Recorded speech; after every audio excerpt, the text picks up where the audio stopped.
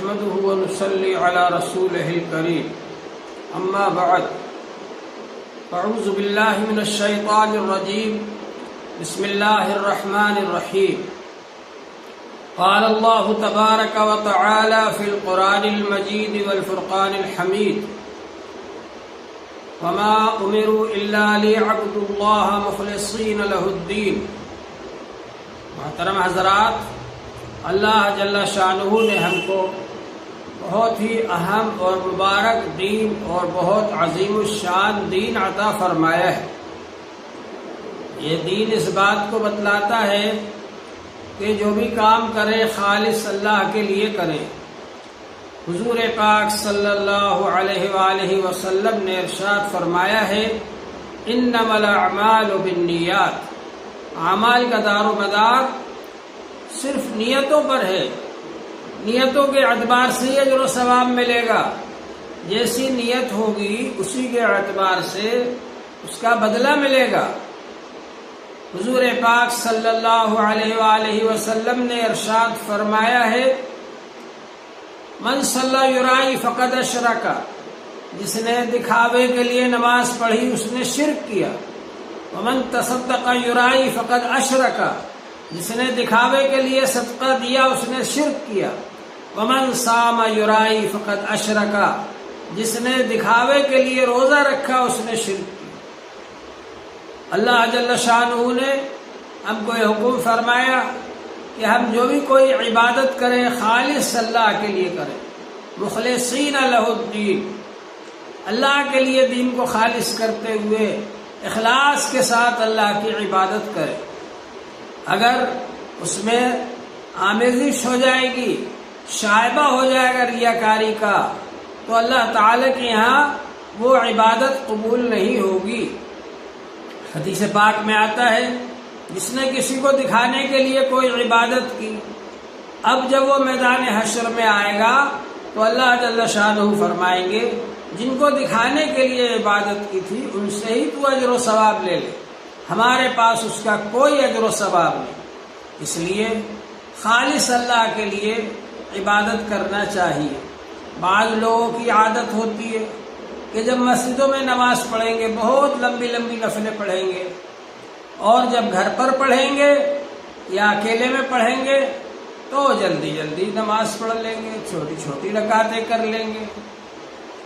بعض لوگوں کا یہ طریقہ ہوتا ہے کہ اگر کوئی چندہ لینے آئے گا یا کسی غریب فقیر کو دیں گے زور سے چلائیں گے ارے یہ پیسے لے جاؤ، اور اگر اکیلے میں دے بھی دیا تو جب تک 5-10 آدمیوں کے سامنے اس کو کہہ نہ دیں گے پیٹ میں درد ہوتا رہے گا، ارے آج فلاں صاحب آئے تھے میں نے ان کو اتنا چندہ دے دیا۔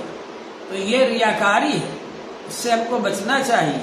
اور روزہ تو بڑے اخلاص والی عبادت ہے، کیونکہ اور دوسرے کام کرنا رہتا ہے، کریں گے تو لوگوں کو کرتا ہوا دکھیں گے، لیکن روزہ ایسی عبادت ہے کہ اس میں نہ کرنا ہے، کھانا نہیں کھانا ہے، پانی نہیں پینا ہے، تو سامنے والے کو پتہ نہیں چلتا کہ آپ کا روزہ ہے کہ نہیں ہے۔ لیکن بعض لوگوں کی ایسی عادت ہوتی ہے کہ اس کو کہتے ہیں کہ بھائی آج میرا روزہ ہے، آج میرا روزہ ہے، یہ ظاہر کرنے کی کیا ضرورت ہے؟ تو نفل روزہ یا نفل نماز یا صدقہ و خیرات جو بھی کرے آدمی خاموشی کے ساتھ میں کرے اور لوگوں کے سامنے ظاہر نہ کرے اس کو، تو اس پر زیادہ اجر و ثواب ملے گا۔ اور اگر ریاکاری کے ساتھ کیا تو ریاکاری پر کوئی اجر و ثواب نہیں ملے گا۔ اس کا ہم کو خیال رکھنا چاہیے۔ اللہ تبارک و تعالی نے ہم کو یہ حکم فرمایا کہ ہم جو بھی کام کریں اخلاص کے ساتھ کریں، خالص اللہ کے لیے کریں۔ حضرت شیخ الحدیث مولانا زکریا صاحب رحمۃ اللہ علیہ کے پاس ایک بڑے عالم آئے اور انہوں نے پوچھا کہ یہ تصوف کیا بلا ہے؟ تو حضرت نے فرمایا تصوف تو ایک نعمت ہے، یہ بلا نہیں ہے۔ اور جو آپ حضرات بخاری شریف پڑھاتے ہیں انما الاعمال میں پہلی جو حدیث آتی ہے انما الاعمال بالنیات، وہاں سے تصوف کا کام شروع ہوتا ہے اور ان تعبد اللہ کأنک تراہ فإن لم تکن تراہ فإنہ یراک، یہ حدیث جبرائیل میں ہے۔ یہاں تصوف کا کام ختم ہوتا ہے، انتہا ہوتی ہے۔ اسی کو حاصل کرنے کے لیے یہ سب کوشش کی جاتی ہے۔ تو بہرحال اخلاص بنیادی چیز ہے، اخلاص اگر نہیں ہوگا تو اللہ تعالیٰ کے یہاں کوئی عمل قابل قبول نہیں ہے۔ حدیث شریف میں آتا ہے کہ میدان حشر میں سب سے پہلے ایک شخص کو لایا جائے گا جس نے اللہ کے راستے میں جہاد کیا ہوگا اور اپنی جان قربان کر دی ہوگی۔ اللہ جل شانہ اس سے پوچھیں گے تو نے میرے لیے کیا کیا؟ تو وہ کہے گا اللہ تعالیٰ میں نے تیرے لیے سب کچھ قربان کر دیا، حتیٰ کہ میں جہاد کرتے کرتے میں خود بھی شہید ہو گیا، میں نے اپنی جان بھی قربان کر دی۔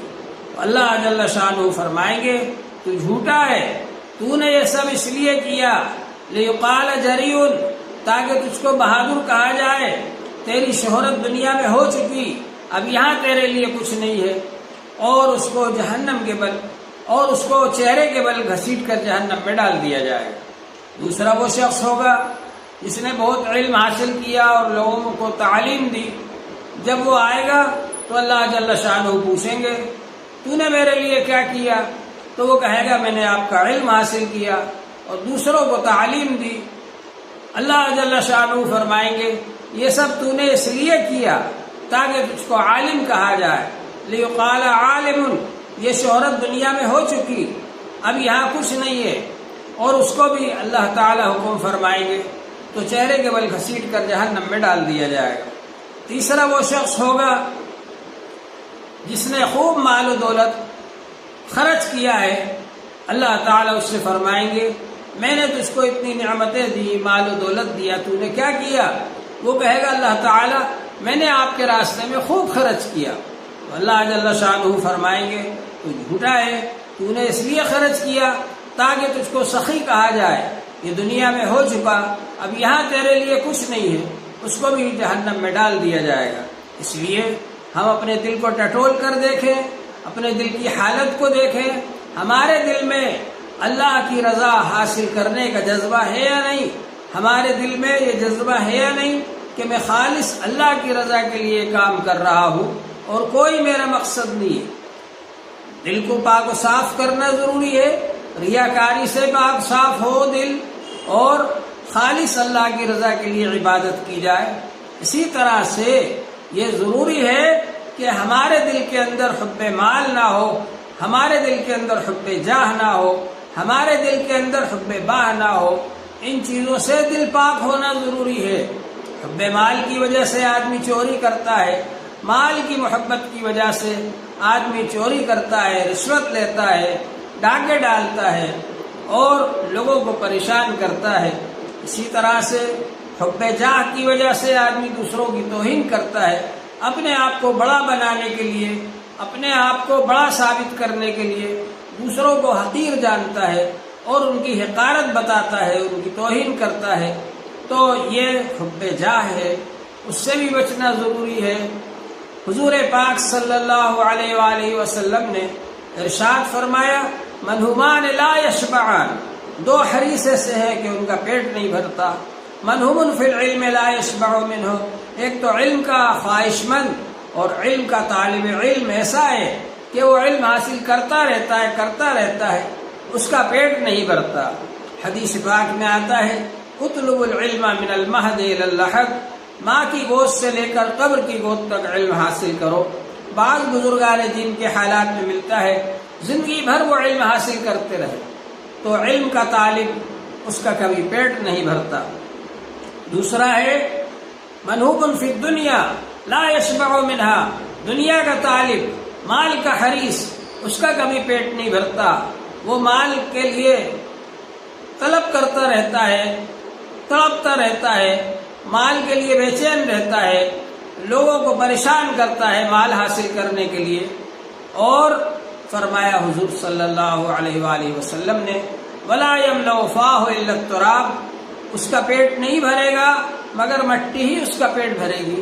جو مال کا حریص ہوگا وہ ہر وقت مال کی حرص میں لگا رہے گا یہاں تک کہ مر جائے گا، اور قبر میں جب پہنچ جائے گا تو مٹی ہی اس کا پیٹ بھرے گی۔ تو حضور پاک صلی اللہ علیہ وآلہ وسلم نے ہم کو یہ بتلایا کہ ہم کو حب مال سے بھی بچنا چاہیے اور حب جاہ سے بھی بچنا چاہیے۔ ان دونوں چیزوں سے اپنے دل کو پاک و صاف کریں اور خالص اللہ کے لیے کام کریں۔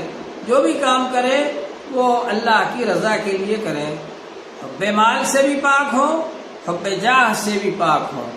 ہمارے بزرگوں کے واقعات میں آتا ہے، حضرت مولانا حسین احمد مدنی رحمۃ اللہ علیہ کا ایک جگہ جلسہ تھا، اور اسی جگہ حضرت مولانا الیاس صاحب رحمۃ اللہ علیہ کا بھی جلسہ تھا، اجتماع تھا۔ جب ان کو معلوم ہوا کہ یہاں مولانا الیاس صاحب بھی تشریف لا رہے ہیں، تو انہوں نے فرمایا کہ بھائی اب ہم بھی جا کر انہی کا بیان سنیں گے، چلو وہیں چلو سب۔ حضرت مولانا الیاس صاحب رحمۃ اللہ علیہ کو معلوم ہوا کہ حضرت مولانا حسین احمد مدنی تشریف لا رہے ہیں، تو انہوں نے اپنے اجتماع میں فرمایا کہ بھائی ہم بھی جا کر کے انہی کا بیان سنیں گے، چلو اب وہیں چلو۔ راستے میں دونوں کی ملاقات ہوئی، ایک ہی جگہ پر دونوں کا بیان ہوا۔ یہ بزرگوں کا اخلاص تھا، ان کے اندر حب جاہ نہیں تھی۔ وہ یہ سوچتے تھے کہ ہم سب ایک ہیں اور ہم سب کو مل کر دین کا کام کرنا چاہیے اور اتفاق اور اتحاد کے ساتھ میں کرنا چاہیے، اور اپنے آپ کو بڑا نہیں سمجھتے تھے، اپنے آپ کو چھوٹا سمجھتے تھے اور دوسروں کو بڑا سمجھتے تھے۔ یہ جذبہ ہمارے اندر ہونا چاہیے۔ حضرت مولانا حسین احمد صاحب مدنی رحمۃ اللہ علیہ کے پاس میں حضرت مولانا عبد الماجد دریابادی رحمۃ اللہ علیہ آئے بیعت ہونے کے لیے، تو حضرت مولانا حسین احمد مدنی رحمۃ اللہ علیہ نے فرمایا بھائی میں تو اس لائق نہیں ہوں، چلو اپن حضرت مولانا اشرف علی تھانوی رحمۃ اللہ علیہ کے پاس چلتے ہیں۔ دونوں حضرات وہاں خانقاہ میں حاضر ہوئے اور آ کر کے حضرت تھانوی رحمۃ اللہ علیہ سے عرض کیا کہ حضرت آپ ان کو بیعت کر لیجئے۔ تو حضرت نے فرمایا آپ نے کیوں بیعت نہیں کیا؟ کہا حضرت میں تو اس لائق نہیں ہوں۔ حضرت نے فرمایا کہ لائق نہیں ہوں کا مطلب اگر آپ یہ لیتے ہیں کہ آپ جنید نہیں ہے، شبلی نہیں ہے، تو جنید اور شبلی تو میں بھی نہیں ہوں، لیکن اگر آپ یہ مطلب لیتے ہیں کہ آپ ان کو فائدہ پہنچانے کے لائق نہیں ہیں تو یہ بات غلط ہے۔ ان کو فائدہ آپ بھی پہنچا سکتے ہیں اور میں بھی پہنچا سکتا ہوں، آپ بھی خادم قوم اور میں یہ بھی خادم قوم، لہذا بیعت تو آپ کریں ان کو اور اصلاح میں کروں گا، میری خانقاہ میں چھوڑ دیں۔ تو اس طرح سے ان حضرات کے اندر آپس میں رابطہ تھا اور ایک دوسرے کا ادب احترام اور ایک دوسرے کی عظمت ان کے دلوں میں تھی۔ اس کے نتیجے میں دین ہم تک پہنچا۔ آج حب جاہ لوگوں میں اس قدر ہے کہ ایک اسٹیج پر اگر دو علماء جمع ہو جائے تو وہ دونوں ایک دوسرے کو گھورتے ہیں کہ یہ کیوں آ گیا، وہ سوچتے یہ کیوں آ گیا۔ ہم کو آپس میں مل جل کر رہنا چاہیے۔ حب جاہ ہمارے دل میں سے ختم ہونا چاہیے، حب مال ہمارے دل میں سے ختم ہونا چاہیے کہ مالداری کی وجہ سے، مال کی لالچ میں کوئی کام نہ کیا جائے، خالص اللہ کے لیے کام کیا جائے۔ اسی طرح سے یہ کوشش ہونا چاہیے کہ اور جو دوسری برائیاں ہیں وہ بھی ہمارے اندر سے نکلے اور ہمارا دل خالص ہو اللہ کے لیے، تاکہ اللہ جل شانہ ہمارے دل کے اندر نور عطا فرمائے۔ اور یہ دل کی اصلاح ہوتی ہے اللہ کے ذکر سے۔ جب اللہ کا ذکر کریں گے تو دل کے اندر جو گناہوں کا زنگ لگ گیا ہے وہ دھل جائے گا۔ ان لکل شیء ثقالہ وثقالۃ القلوب ذکر اللہ۔ ہر چیز کو صاف کرنے کے لیے اور اس کی پالش کرنے کے لیے ایک ذریعہ ہوتا ہے، اور دل کو صاف کرنے کے لیے اور میل کچیل اور زنگ دور کرنے کے لیے اور اس کی پالش کرنے کے لیے اللہ کا ذکر ہے۔ جب آدمی اللہ کا ذکر کرتا ہے تو اس کا دل کا میل کچیل دور ہو جاتا ہے، اور جب وہ صاف ہو جائے گا اس میں سے حب مال نکل جائے گی، اس میں سے حب جاہ نکل جائے گی، تو پھر اللہ تعالی کی طرف سے اس کے اندر اللہ کا نور آئے گا اور اللہ کی محبت آئے گی اور اللہ کی اطاعت کا جذبہ پیدا ہوگا، اور رسول پاک صلی اللہ علیہ وآلہ وسلم کی محبت دل کے اندر آئے گی، اور رسول پاک صلی اللہ علیہ وآلہ وسلم کی سنتوں کی پیروی اور آپ کی اطاعت کا جذبہ پیدا ہوگا، اور پھر انسان کی زندگی بدل جائے گی اور وہ گناہوں سے بچنے لگے گا، اور جو بھی اعمال، جو بھی گناہ حب مال اور حب جاہ سے تعلق رکھتے تھے ان سے وہ بچنے لگے گا، ان سے پرہیز کرے گا، تو انشاءاللہ تعالی یہ بندہ اللہ کی نظر میں بہت قیمتی ہو جائے گا، اور اللہ جل شانہ اس کے اعمال کو قبول فرمائیں گے اور اس کو دین کی خدمت کا موقع عطا فرمائیں گے، دین کی خدمت کا جذبہ اس کے اندر پیدا فرمائیں گے۔ یہ جذبہ ہمارے اندر ہونا چاہیے۔ اللہ جل شانہ ہم سب کو عمل کی توفیق عطا فرمائے۔ وآخر دعوانا الحمد للہ رب العالمین۔